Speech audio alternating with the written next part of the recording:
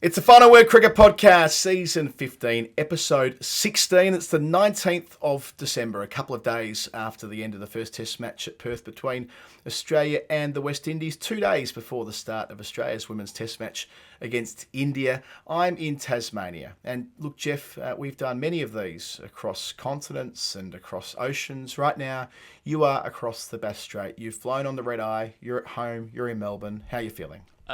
This is going to be one of the more sleep-deprived episodes that we've done of the Final Word. But I have a terrible confession to make to Final Word listeners, which is that I almost had a day off yesterday, what would have been the fifth day of the Test match. Admittedly, I woke up in the morning and wrote a piece for the paper about Nathan Lyon and so on, so which would constitute work for, I suppose, an ordinary understanding of work. And then I went to the beach. I went to South Beach in Fremantle. I sat on the sand. I looked at the water.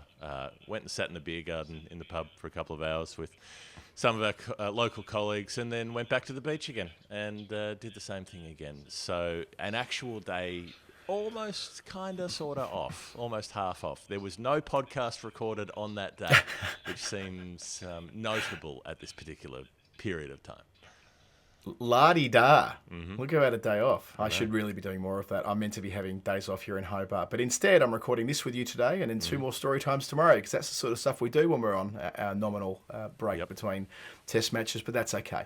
It might be partly due to that productivity that we've been shortlisted for quite a prestigious award, Jeff. We've made the final four of the Australian Sports Commission annual awards for the best sports podcast, which, I mean, it's probably worth providing some context here, Jeff. We do get invited to enter a lot of different competitions in Australia and England, but we tend to shoulder arms because there's an element of like voting required, and it ends up being a race to get your social media followers to vote for you on that, and it doesn't quite kind of have any. And I'm not really into that, nor are you. But this one is industry voted. It's I don't know who exactly, but colleagues, generally speaking, who work in the media, who are filtering, I suppose, a lot of entries, and we're down to the last four with Mark Howard's excellent Howie Games show, the AFL Daily, and the ABC's Daily Sporting Digest. So to be on there with three publications or three podcasts that are well supported from, I guess, Triple M, isn't it, with Howie's one and with the ABC and the AFL, and being there as an independent operation, that's pretty cool. And the nice little bit of crossover recently that Howie did the life story of Bharat Sundaresan, which is quite a fun crossover there as well. Yeah, we do our own thing. We're independent. That's a thing that we're proud of. And so, like you say, there's not much point getting into popularity contests, things that don't actually look at the quality of the show. They look at who has the biggest audience, really. So yeah, this is nice that it's a different way of doing things. And well, like we said, we're in the final four, the McIntyre final four, as we talked about on the Daily Show. We'll see who makes it through to the big dance. Hopefully it won't be is it the page system? But no, I think what it's called now, the one that had the, if you finished top of the ladder, as Collingwood and Essendon did a couple of times, where they didn't win the grand final, you were entitled to a rematch. So hopefully we don't end up in that situation where we lose on points and have to relitigate a second final. I doubt it'll come to that. But yes, that was a nice thing during the week. The other nice thing that I can announce today is that we have a guest for our Sydney live show after the success of the Corner sellout in Melbourne with Glenn Maxwell on the 7th of January at the Comedy Store in Sydney, so day 5 of the Pakistan-Australia Test match. It will be on stage with us, Michael Bevan, made in heaven, another one of our, I guess, childhood heroes. Would that be a reasonable way of describing Bevo, Jeff? Someone we both loved the work of as a kid. So we've never interviewed him before. We thought, what better way of telling his story than on stage with, hopefully, a big audience in Sydney. And it matches up. We had a contemporary one-day international great in Glenn Maxwell in Melbourne, and why not have one from the generation back, someone that Maxie would have grown up watching as well in Michael Bevan. I'd say very strong argument for the most iconic Australian one-day player ever. Obviously, you've got Dean Jones at the start of that conversation, but maybe it's the real peak of one-day cricket when Bevan's doing his thing through the 90s, when the crowds are in, when it's a huge television event, and the highs of his career are so famous and so sort of absolutely entrenched in the memories and in the very being of a lot of people who grew up through that period or watched cricket through that period. Yeah, I think that's it, isn't it? It's the high points with Michael Bevan, the World Cup wins, but other nights, or when one day cricket was the king, where he was the most important player in that Australian side, and the fact that he didn't sort of have a universally brilliant career, because there were lows as well, especially when it came to losing a spot in the Test side, never being able to really bet himself into there, despite being a brilliant first class player, stuff we've talked about on Storytime, and him having deserved more opportunities in the baggy green. And getting to go through all of that with him during a Test playing week at Sydney at the SCG across the road from the Comedy Store. So all you need to do now is jump on and buy a ticket. It's there in the show notes on our Linktree. We sold out Melbourne. I'm not sure whether it's possible for us to sell out Sydney. It's a much bigger venue than the Corner, but we'll give it a red hot go. Maybe the Michael Bevan star power will get an extra 100 people through the doors or something like that. Jeff. We'll come down. Like we've said, if you've got a big group coming or something, get in touch and we'll see what we can work out there, and that would be a great way to have that happen if people can get their cricket clubs down for a summer holiday fling or whatever it is. There's always a reason why the crowds don't show up, isn't there? It happened before the school holidays, couldn't come. It happened during the school holidays, everyone was away.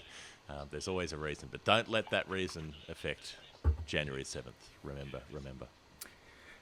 Now, we've got a big show today. There's a lot going on external to the Australia-Pakistan series that we've been doing dailies on, which we have to get through. But there is some wash-up as well. So just in terms of the Aussie news, Scott Boland's been retained in the Test squad. Lance Morris has been released. So a squad of 13, Morris in order to play in the Big Bash League. But I don't expect Boland will play on Boxing Day, but it's a nice nod that he has precedence, that he in the pecking order. He still gets to be there at Melbourne, having been such a massive part of the last 2 years. No one will ever forget the 6 for 9, and then the 6 for 7. No one will ever forget the 6 for 9. I got the fucking figures wrong. The 6 for 7, and then last year taking a wicket, I think in his first over against South Africa. So Scott Boland will be there, but Australia in all probability will be unchanged. And then a really interesting piece related more to the Perth crowd and the Perth Test today by Dan Bredig. He's got his hands on all of the projections for revenue for the next 5 Test summers for Melbourne, Sydney, Perth, and Adelaide. And for Melbourne, they're projecting projecting revenue of 32 million over the next 5 Test matches there. Sydney 27 million, Adelaide 20 million, and Perth 11 million. So it really does drop off to Perth. And look, I know that Cricket Australia are looking to announce a long-term schedule with their Test matches, which might be why they're doing these revenue projections. They're keen to do what they do in England and tell us 4 or 5 years in advance where they're all going to be played and get a better sense of the blocking in for planning purposes and so on. But that'll be another bit of frustrating news for those over west. Well, it's interesting, isn't it? Is this information coming out because they're making the case for what they're going to do, what they already want to do, in terms of giving Australia the on-field advantage that Brisbane, Adelaide day-nighter into Perth, those are the 3 fixtures that are most difficult for visiting teams generally. So that's interesting there as well. That they've stacked the deck in that way for years leading up to this point, but then there've been a couple of departures from it with all of the switching around during COVID and so on, and then the Adelaide game not being a day-nighter this year because they didn't want to have another day-night fixture. They wanted to move that around. That got moved to the middle of January and so on, which means that the order hasn't been the same. But they also haven't had that order changed around in 5-match series. So they've changed the ordering with India with 4-match series. But now that India's going to a 5-game series, CA are very keen to have it happen in that particular order, to go Brisbane, Pink Ball, Adelaide, Perth, the 3 most testing sort of fixtures. But again, that leaves the issue that we've talked about before, where the marquee games, the biggest crowds that draw in Melbourne and Sydney, potentially are dead matches if Australia's won the first 3, which has happened plenty of times, or at least gone 2 and a draw across the first couple.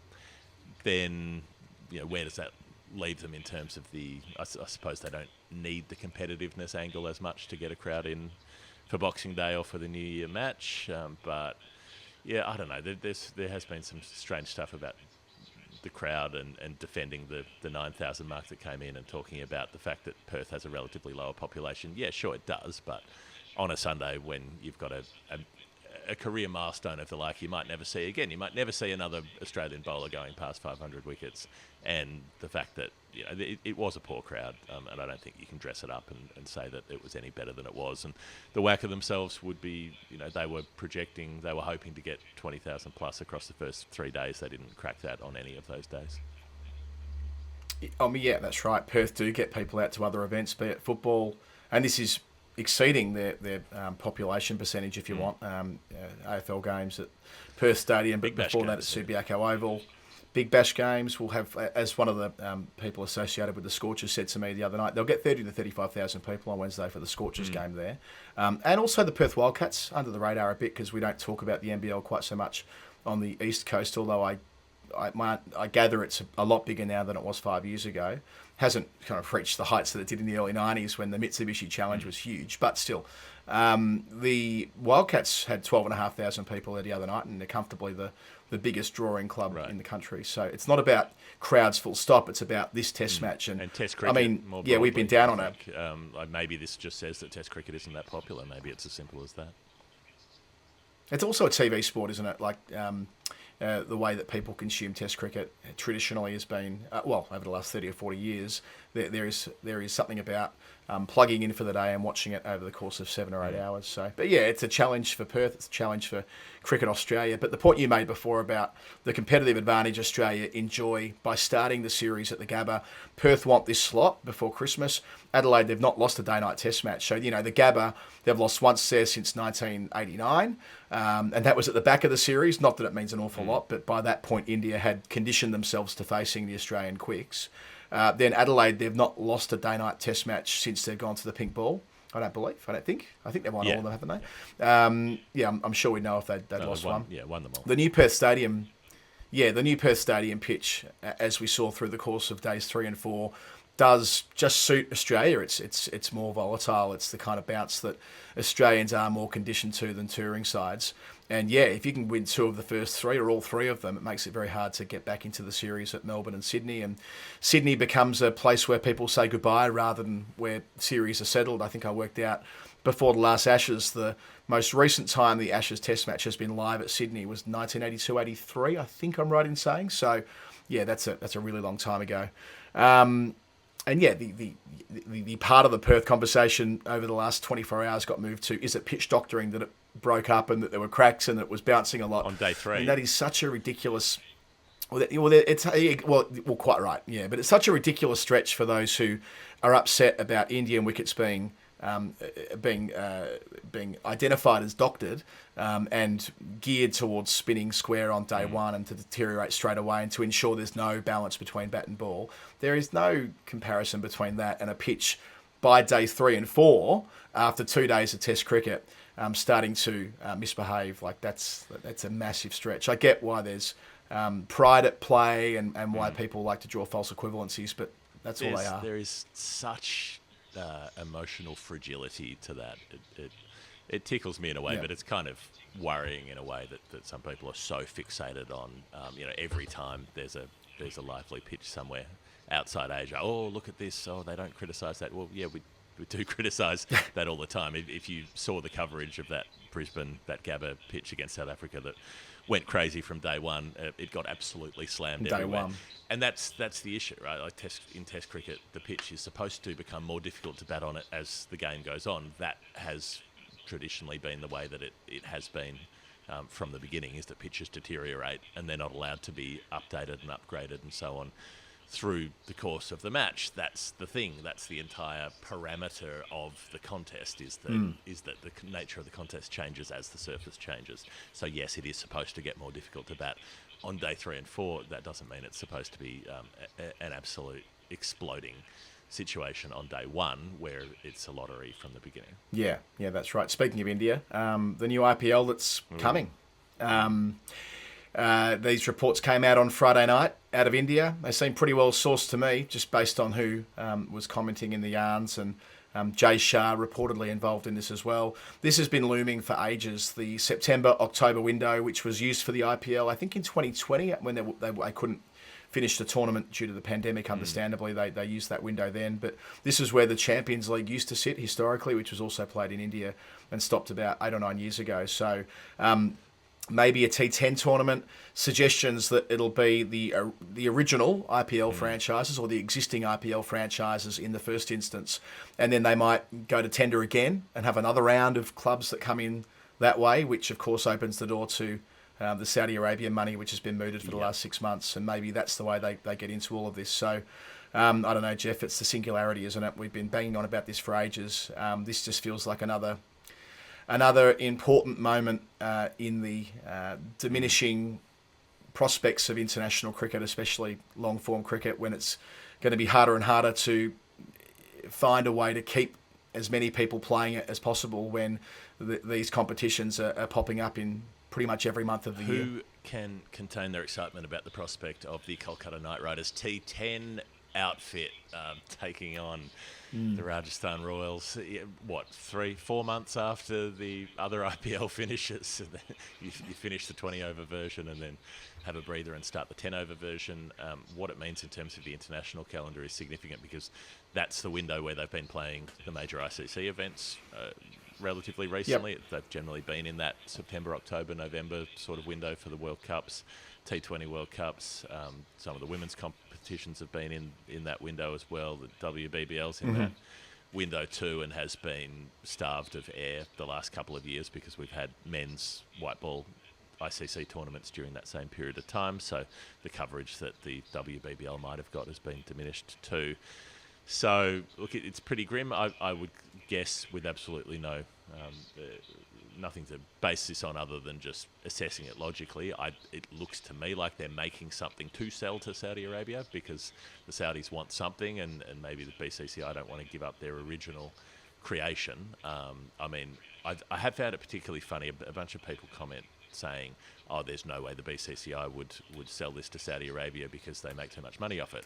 Saudi Arabia have millions of times more than the total broadcast deal. Like they could buy and sell the IPL hundreds of times over. It doesn't matter to them. So that idea is nonsense. But if you're the BCCI, it might be a smart move to make a second version now, so that you can go, we've got 2 up and running. We can handball one, across to the Gulf, and they can have that one when they decide to bring a big barrel of money in through the door, and do it that way.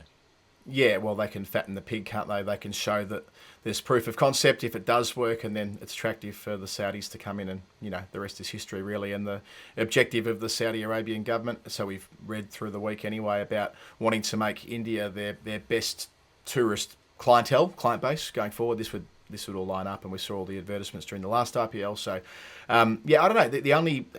The only thing that I take some solace from with this is the closer we get to the inevitability that we're talking about here, the more it might provide pause for those who want to see some continuation of the international game that goes beyond the big 3 and a couple of others, especially Test cricket. This might be what gets them exercised. I know that Richard Thompson, who's the chair of the ECB, Mike Baird, the chair of Cricket Australia, and their chief executives, they're acutely aware of what's going on at the moment. We heard from Todd Greenberg on our SEN coverage the other day. I interviewed him before play. He said it would cause havoc for the international schedule, using that word havoc, remembering that a lot of his members will do well out of this, but not all of his members. Not every cricketer benefits from the very creme de la creme of T20 and short form cricket becoming millionaires a few more times over. So, and I'm not begrudging the players' ability to make as much money as they can in their limited careers. I'm all for that, absolutely. But there has to be, at some stage, a conversation at what cost. As you've said to me in the past, Jeff, about our own podcast, there are lots and lots of ways of making money, but all of them have a cost. So it proves for everyone who works in cricket at the moment. So, and the players are part of that conversation. So, I don't know where this ends, but it feels like, remember last week we had Matt Roller on to do an episode with you and I when you were in England with me, I think, and we had the same week it was announced that the South African comp was going to be run by the IPL and the ILT20 was going to be run by the IPL effectively, the clubs and the owners and so on. And we're like, this is a really significant week in cricket history, and we were right. I feel like this might fall into a similar And you category. end up with a lot of people, not all of them, but a lot of people who are in this not because they like cricket or value cricket. They're in this because they like money and they value money, and they see this as a way to make to maximise the amount of revenue. And there's a degree of celebrity and attention. There are people who are drawn to that as well in that kind of high-flying business and celebrity culture world, where they want to be involved in something that has a lot of TV cameras pointed at it and a lot of advertising time, a lot of screen time, and that reflected glow of being around star players and all the rest of it. But behind that, there are a bunch of very, very shrewd, hard-headed business people who are just here to make as much cash out of the game as they can. This is not about the interests of cricket per se. This is about maximising its potential as a source of revenue. Speaking of those riches, the IPL auction is later today in Dubai. Many Australians who are keen to get in on the act this time around. There are some IPLs where Australian players don't want to be quite so involved due to the international schedule, but the next IPL is an absolute beauty for them because it's right ahead of a T20 World Cup. There's no Test cricket after the 13th of March until the Australian home summer. So you got Smith, Head, Inglis, Abbott, but then Hazelwood, Stark, Cummins, the big three Test quicks. And fair enough for Mitchell Stark especially, right? Like he's forewent opportunities to maximise his earning potential, prioritising Test cricket for years. I think the last IPL he played in was in 2015. God knows how much money Stark would have made had he put himself up every year. Of course, exposing himself to risks with his body, and who knows what his Test career would have turned out to have been had he prioritised this. But still, so Stark will be part of that. The ECB have said that they're releasing their players holus bolus next year. They don't mind how much of the domestic season they miss, because I suppose they see that as the best possible preparation for the T20 World Cup, which rolls around in June. There's a little caveat there over a planned tour to Pakistan, I believe, that involves some T20 cricket, where they might want to nip out players for a short period of time there. So. A couple, Rahan Ahmed withdrew from that auction, for instance. So I don't know if that was related to being available for that touring side or not. But yeah, they're not 100% available necessarily, but then that depends on who gets picked and so on. And you can make the argument with some legitimacy that if a player is, say, heading towards the finals of the IPL, that's more useful preparation than playing a bilateral series that might have a bit less intensity and less focus on it. Yeah. So we'll keep an eye on that auction overnight and report back next week. The WPL auction was not long after we recorded this time last week, Jeff. Annabelle Sutherland, interesting one here. She didn't make runs or take wickets in the tournament this year in the first iteration, but she was the highest paid player in Australian money, $364,000 to play for Delhi next March, the most expensive player in the whole auction, remembering that a whole bunch of guns like superstars were retained from this year, so it wasn't like everyone was up for grabs, but Sutherland was. So just 22 years of age. I suppose Delhi see that as an investment in the future. Phoebe Litchfield, $182,000 she's getting to play in the competition next year. I know she's on the way to becoming established as a full-time Australian player, but she's, 18 or something like that, so she's going to set herself up for life with these contracts. Lauren Cheadle, $55,000. Georgia Wareham, $70,000. Sophie Molyneux, $55,000. So serious cash here. All of those players already being paid by Australia, of course, but nipping out for a 3-week tournament and filling their boots as they should. The men have been doing it for years. And yeah, Litchfield will probably have a test cap or test, another test cap in a couple of days when she takes on India. We'll come to that in the next segment. But yeah, that's going to be interesting as well to see.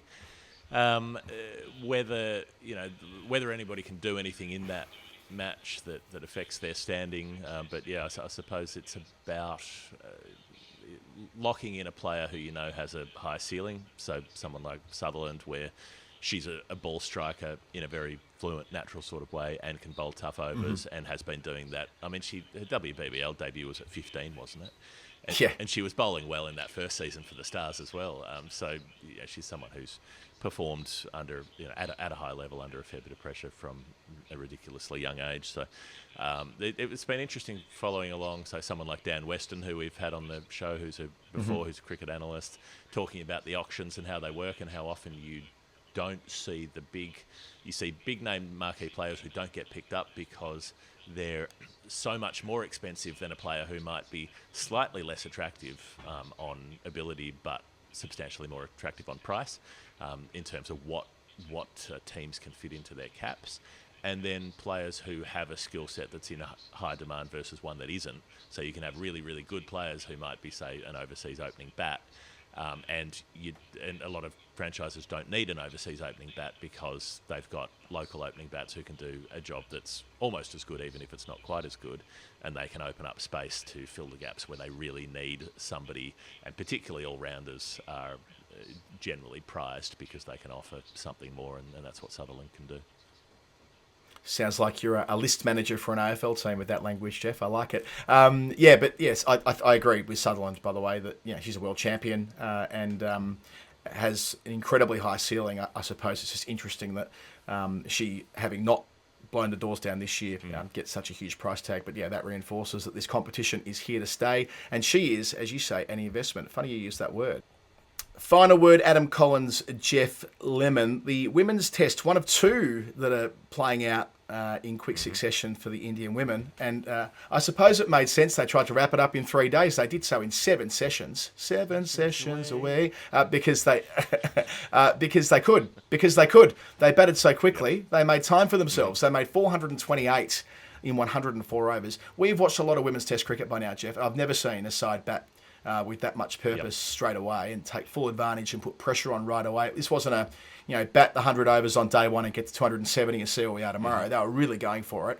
They had 4 scores between 66 and 69. Now, I haven't checked this, but I'm declaring it. That must be the only time in Test cricket 4 batters have been dismissed between a range of scores, a range of numbers that low, that high up. You know what I mean? Like, I can see it happening between 26 and 29, but I doubt it's been that high. Would you agree with that, or am I being... Yeah. I mean, I think there'd be something somewhere. There'd have to be a little anomaly somewhere. But I'd be very comfortable it's a record in women's cricket. Was this England's 100th women's Test match? I think it may have read that. I didn't spot that. Week. It might have been. Okay. I'm not going to stake my statistical reputation on it, but I think it was there and thereabouts anyway across 90 years. That would be 89 years. 1934 was the first one. So yeah, England have been involved in most of the women's Test cricket that's been played, I believe. But yeah, yep. Whether it is or not, someone can let me know. Well, what I do know is the first time that India have hosted a Test match for like 9 years, right? So this gives an opportunity to a different kind of player. Take Satish Sharma, who's 24 years old, right? She's not played an international game before this. They've picked her for the Test match ahead of her one-day and T20 international opportunities. And she makes 69 there, batting at the top of the list. 13 boundaries in that. Actually batted at number 3. She's come via RCB and all domestic tournaments inside India. But still, walking out in a Test match, that's unusual in women's cricket. But you got this experienced engine room. Jemima Rodrigues made 68 from 99 balls at number 4. Harmanpreet run out again, this time for 49. With the same Yastika problem. Bardika. She got the bat stuck again, same as the South African. Yeah, game. Yeah, she's turning for a second and got the toe of the bat lodged in the turf. So I don't know what it is about her bat sliding technique, or if she's just been unlucky, but run out for 49. And Satish Sharma also broke her finger during that game as well. So it's really frustrating for her because she's chipped away at domestic level and has got this opportunity through just sheer bloody-minded determination at improving herself at domestic level. Plays the Test match, contributes, and now she's got a fracture in her finger, so she won't be featuring in the next Test. Just to go back to those 60 odds, Yastika Bardika, who I've watched quite a bit in the last few years, really graceful left-handed top order player, wicketkeeper as well, makes 66, but she's only 23. She's already played 40 times in white ball cricket. So they have got this next group coming through. Deepti Sharma's at the peak of her powers right now. We'll talk about what she did with the ball, but made 67. So yeah, a lot of experience in the middle. They just cleaned up England. England with the ball did okay on day 2 to fight back and take the remaining wickets. Bell took 3 wickets, Eccleston as well. Although Eccleston 3 for 91 from 26.3, they clearly weren't daunted by her. She was going 3.5, nearly 4 and over. They played the extra seamer, so Cross took 1 for 64, taking the new ball. Lauren Fowler bowled second change and conceded 84 runs in 15 overs. So they probably didn't need Fowler in hindsight. But England went nowhere with the bat. All out 136. Nat Sivabrunt made 59, but and has all that Indian experience, including in the WPL this year. But yeah, Deepti Sharma got him, Jeff. 5 for 7 from 5.3 overs. The collapse was 7 for 28 from 3 for 108. And, from there, once they'd rolled England and had such a huge first innings lead, they didn't really need to enforce a follow-on because they had so much time. So they didn't. They just made things worse before pulling out on their terms. Yeah, and I like the fact that Harmanpreet declared she was 44 not out overnight going into that last day. Having been run out for 49, there was no thought about getting a milestone for herself. That rang nicely. That had a nice timbre, that decision, I thought. So 186 for 6 when they declared. I was watching that first innings. I was following along with that live when, because Siva Brunt's out there batting quite nicely and she goes past 50 and you're thinking, well, okay, they've got a huge deficit here, but she might do something and take a big bite out of it. And then, bloody hell, I just absolutely raced through the tail like feed through a goose, the way that Deepti Sharma took him apart. 5 for 7 is going back to sort of Johnny Briggs kind of style of bowling. I mean, Ash Gardner picked up a stack of wickets in Nottingham, but at least went for a few more runs in so doing and took a little bit longer than 5.5 overs to do so. And then batting again the second time, England were nowhere after the declaration. Charlie Dean, your fave, took 4 wickets in that third innings, but they were gone. What was it, 371 runs? No, 347 runs, I think, in the end. So it was just about. It was almost as big a margin as what Pakistan got belted by in Perth, and it is a huge defeat, and interesting for Australia as they eye off their same opponent and try to work out what they're doing. Does that mean that they go in with just the one seamer? Good chance that it does. They've got 4 good spinners at their disposal, and it seems pretty logical at this point to just have every spin option you can. Well, having seen England get bowled out for 136 and 131, principally to spin, so Deepti takes 4 for 32 in the second dig. So match figures, if you don't mind. 9 for 39 after making a half century to help set up the game. She's in their heads, clearly, Deepti Sharma, after what happened at Lord's last year.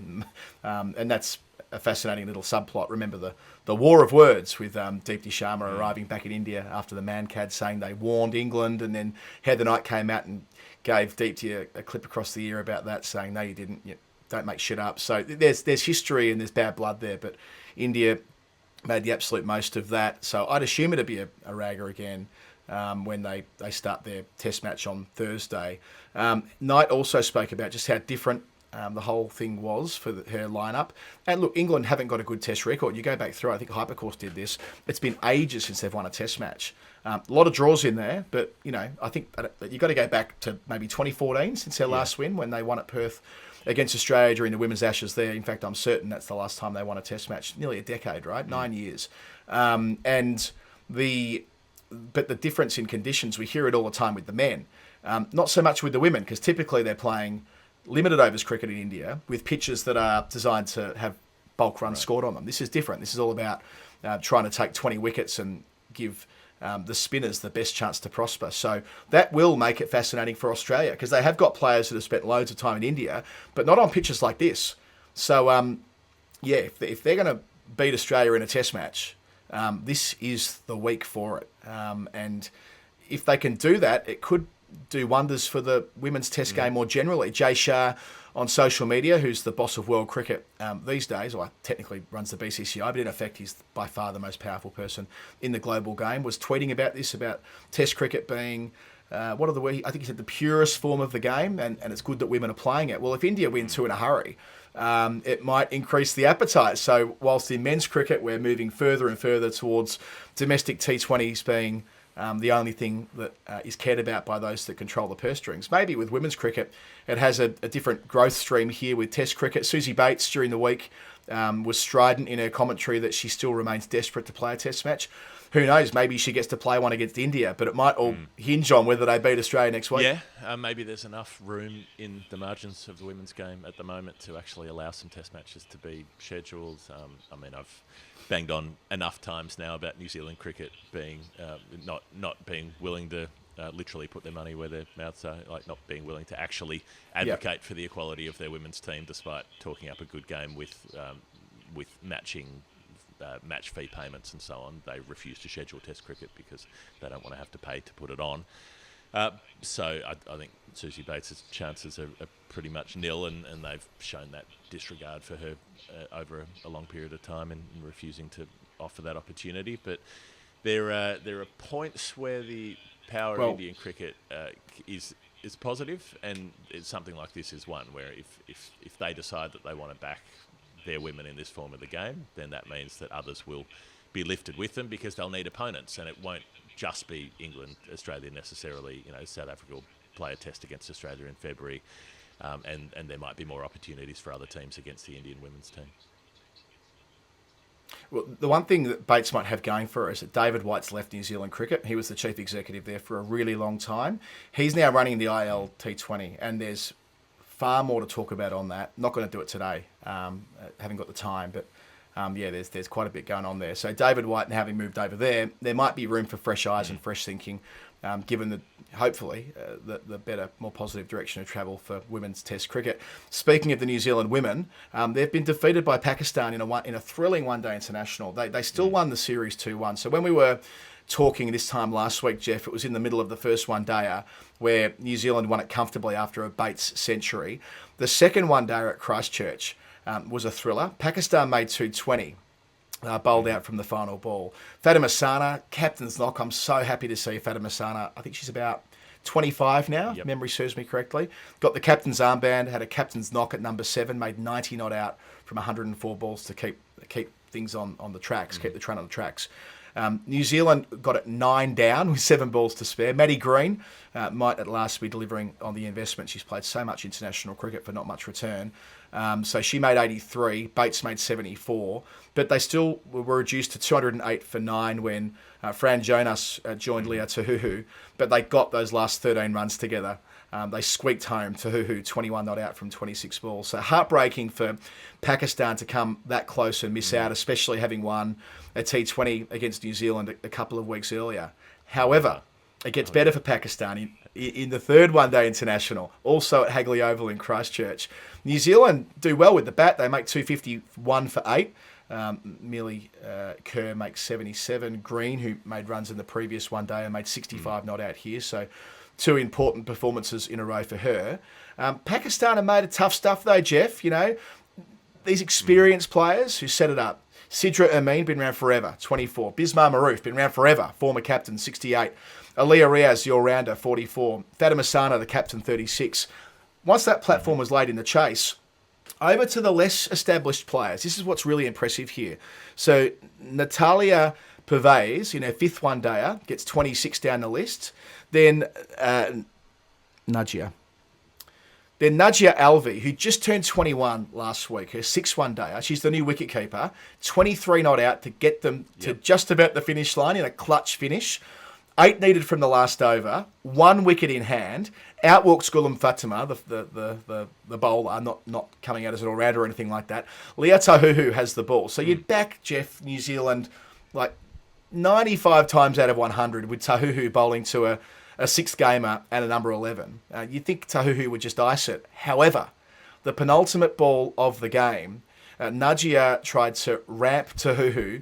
She missed it. It went past the gloves of New Zealand's teenage wicketkeeper, Izzy Gaze, no relation to Andrew and Lindsay. Runs away for 4 byes, and then they have 2 to get from the final ball. I think they get confused. They take 1. They don't come back for the 2nd. So it is a tie. We go to a super over. And in the super over, Safia Iqbal, you never bowl a spinner in a super over, right? Like, I don't think I've seen it. So the left-arm spinner gets the super over, gets both Kerr and Devine out in it. They bowl out, air quotes, New Zealand in 5 deliveries for 8, because you only get 2 wickets in the super over. Then Aliyah Riaz and Fatima Sana backs herself, the captain, good on her for it. And yes, Aliyah Riaz hits a boundary off Amelia Kerr's first ball, so New Zealand went with a spinner in the super over with the ball as well.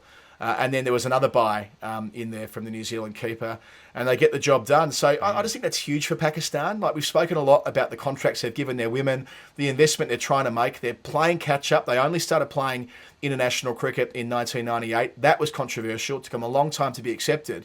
But now they're winning not only just like sneaking over the line in the occasional T20, they are pushing a team like New Zealand at home. This might be a series they look back on as something that they've built from into the next World Cup cycle. You know, they might win games against other full members or other members in the top 8.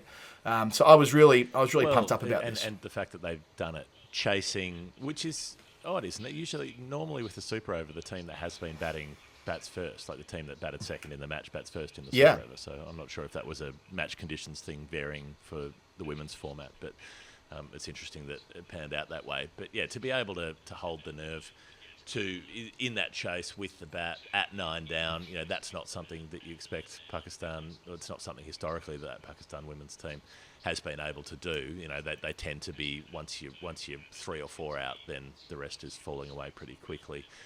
So that's super impressive there. You occasionally get a spinner gets the job in the Super Over, maybe more often domestically, Amanda Wellington and so on. But yeah, it's a remarkable achievement, I think, and you can slot that in there, Adam, with Bangladesh absolutely flogging South Africa in their women's 50 over game. So, and again, Bangladesh have been batting, similar story, with such confidence recently after being such a weak batting side historically. Mashida Khatun made 91 not out in their score of 250 in their 50 overs. When do you see Bangladesh women bat first and blaze 250? Just doesn't happen. Only 3 wickets down. Everybody made double figures. So only 5 players batted, lowest score of 27, couple and the other 3 in the 30s. So they end up with a fat score, which they defend comfortably in the end. They held South Africa to 131 all out. And shared the wickets around as well. So just a comprehensive team performance. 5 different players took wickets, 3 twofers, a 3 for Nahida Akhtar, 3 for 33. Pick of the figures. I mean, that's an absolute domination, which is very exciting for Bangladesh. Yeah, I mean, South Africa made a World Cup final this year. I know it's a different format of the game, but that's huge. This just did not happen in women's cricket. And Pakistan got beaten by Bangladesh in the last World Cup, and it felt like Pakistan were on the downward slope with this group, but they've got it together at the moment. And I know the first segment we were pretty negative today, and rightly so, about what's going on in the global game with men's cricket. But there's stuff here to be positive about. England's men are in the West Indies still, Jeff. I'm not sure how closely you follow this, but me, not so much. I must admit, I saw one ball of the highlights of the game that England won, chasing down 200 plus in a T20 the other day. I had one conversation in the lift about it at Perth, and that's it for me. So instead of you and me talking about stuff we haven't engaged with, why don't we get another postcard from Cam Ponsonby, who is joining us from Grenada, where clearly he's had a very nice time. I'll back announce that.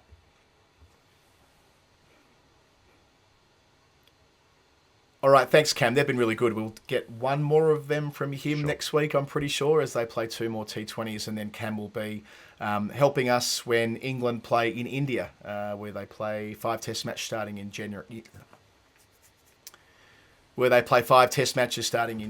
So great to have him as our intrepid young roving reporter and experiencing all that life has to offer on tour as well.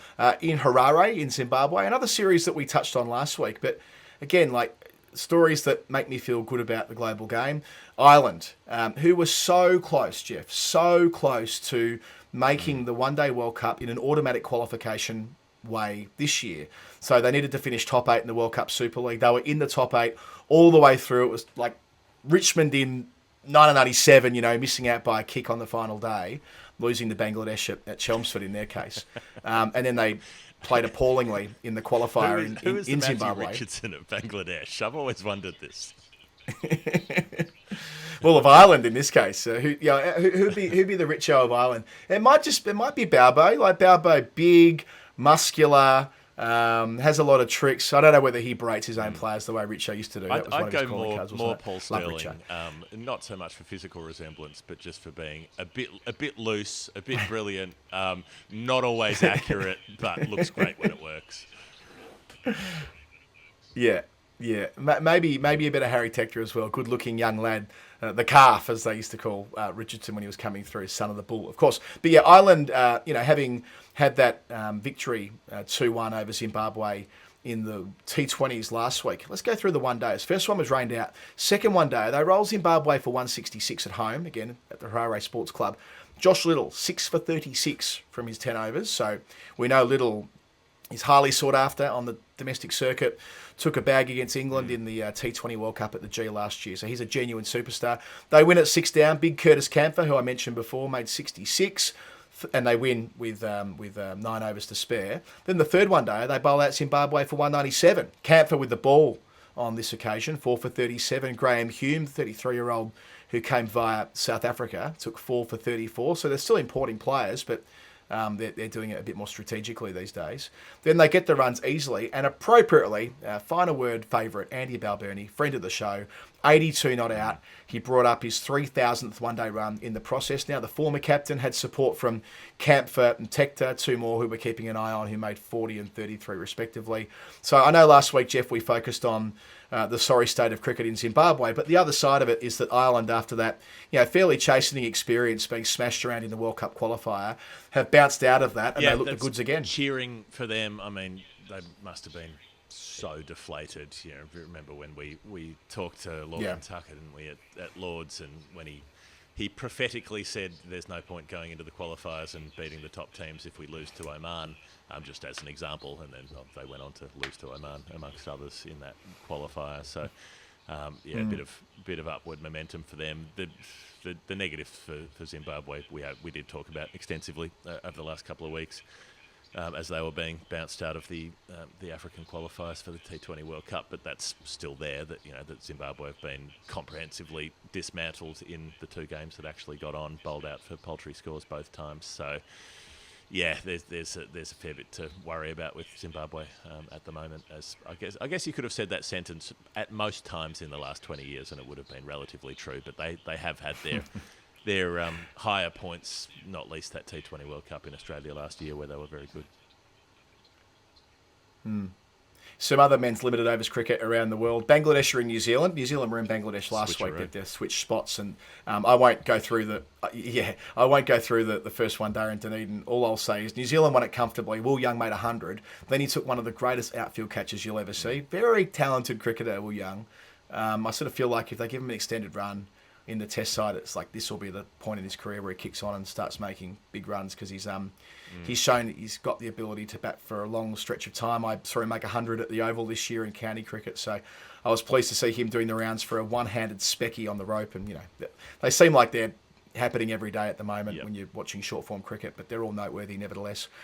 And South Africa hosting India, the start of their 3-format series, so 3 T20s, 3 one-dayers, then I think it's 3 test matches at the end as part of the World Test Championship. But the T20 series at the moment, the first one was washed out. The second one, India made 180 for 7. Rinku Singh doing it again with 68 not out from 39 balls. He's the coming man, and South Africa they got there actually. They made 154, but it was a rain-reduced DLS target. So South Africa went 1 up, but then in the next T20, India respond the way they tend to do. They made 201 for 7. Surya Kumar Yadav, the captain at the moment of the T20 side, made a century from 56 balls. That's his 4th T20 100. A wild record. He's made 4 T20 100s in just 60 matches, an average of 46, a strike rate of 172 in T20 internationals. He joins Glenn Maxwell and Rohit Sharma with 4 tons in this format, but Maxwell's played 100 games and Rohit Sharma's played 148. I think increasingly there's a case, even though he's only with 60 games, that Surya Kumar Yadav might be the best ever at the T20 international format, at least the most productive. You could throw Chris Gale in there, but I'm not sure how his international numbers break down versus his domestic numbers. The absolute just incredible volume of runs. He hit over 1,000 sixes, didn't he, in T20 across all T20 domestic cricket. So made 6,000 runs in that alone. He hit 22 hundreds, right? Yeah. So 22 hundreds in all T20s, but not the internationals quite so much. I know he had his days. He made that 100 against England in the 2016 T20 World Cup. But 4 is now the new top line, with Maxwell joining Rohit a couple of weeks ago and SKY now joining them. So that was more than enough. They rolled South Africa for 95 when they responded. Kuldeep Yadav 5 for 17, have that. And the first one day they had another stinker.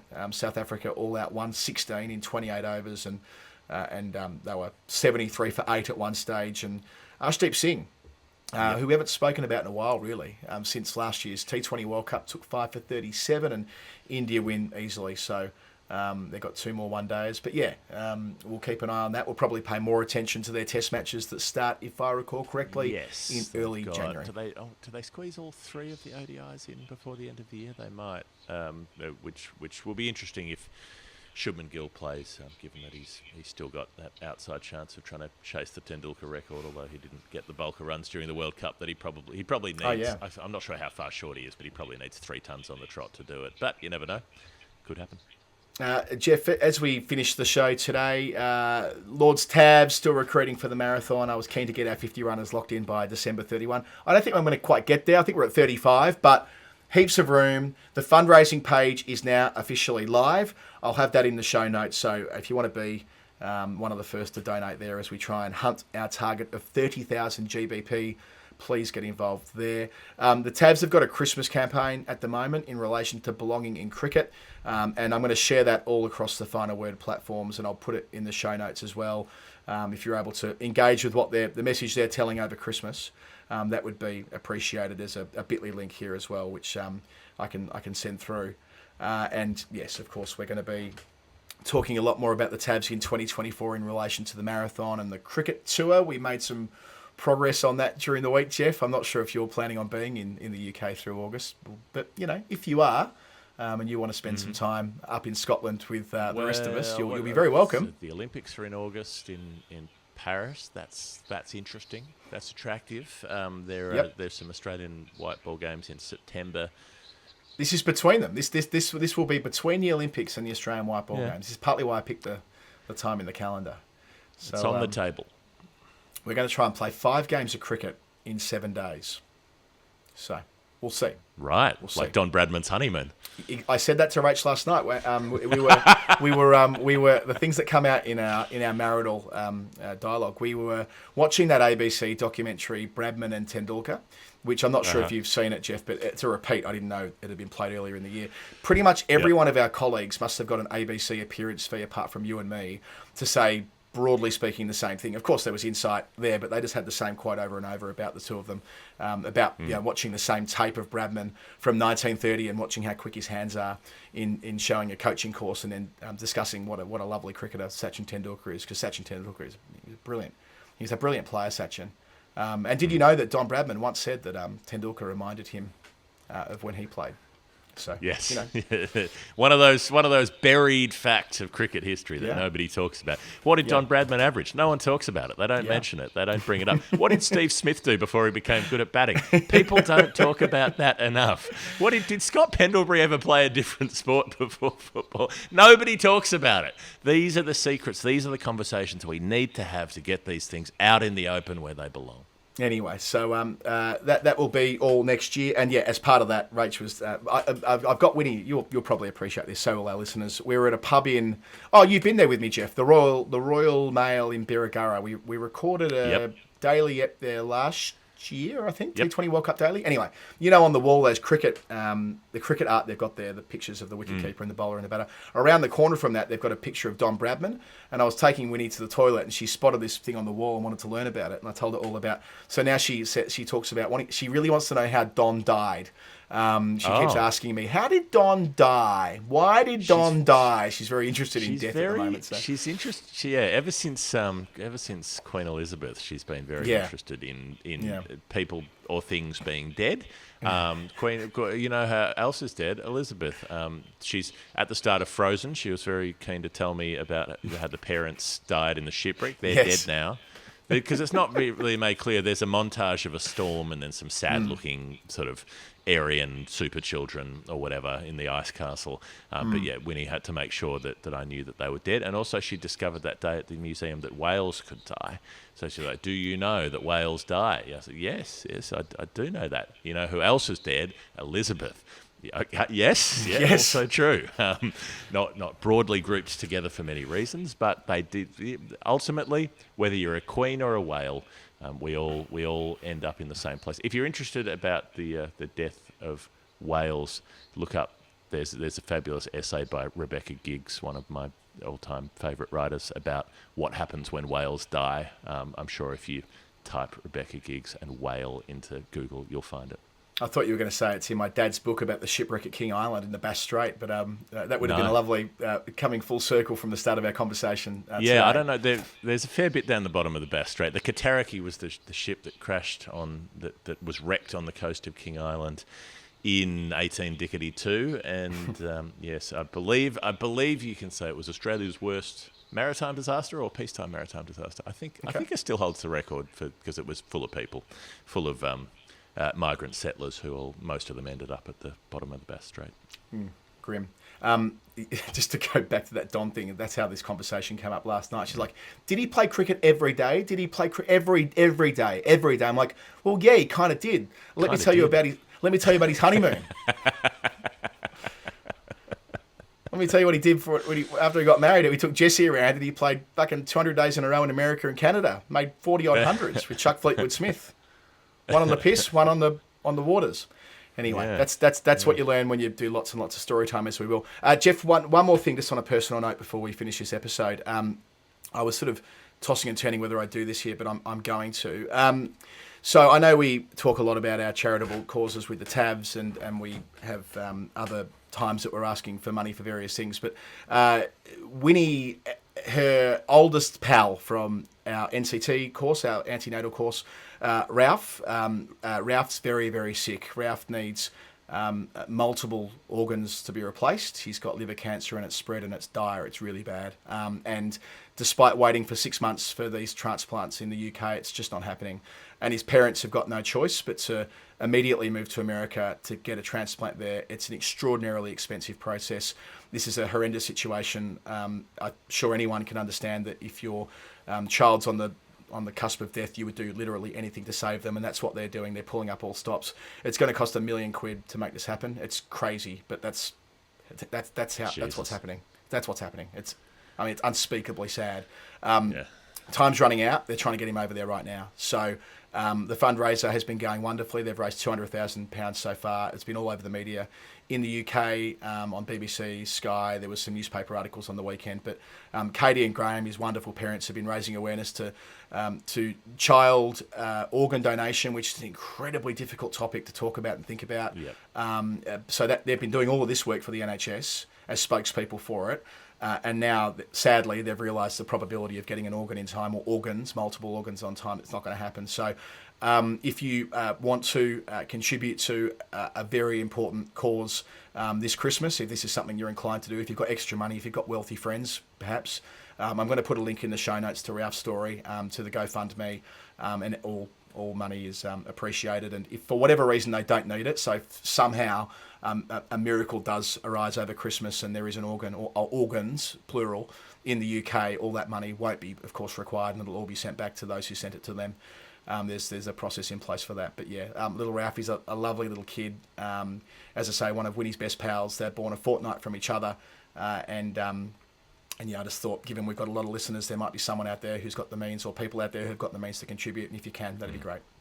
Yeah, a horrific story, and wishing them the best of luck with trying to pull this together.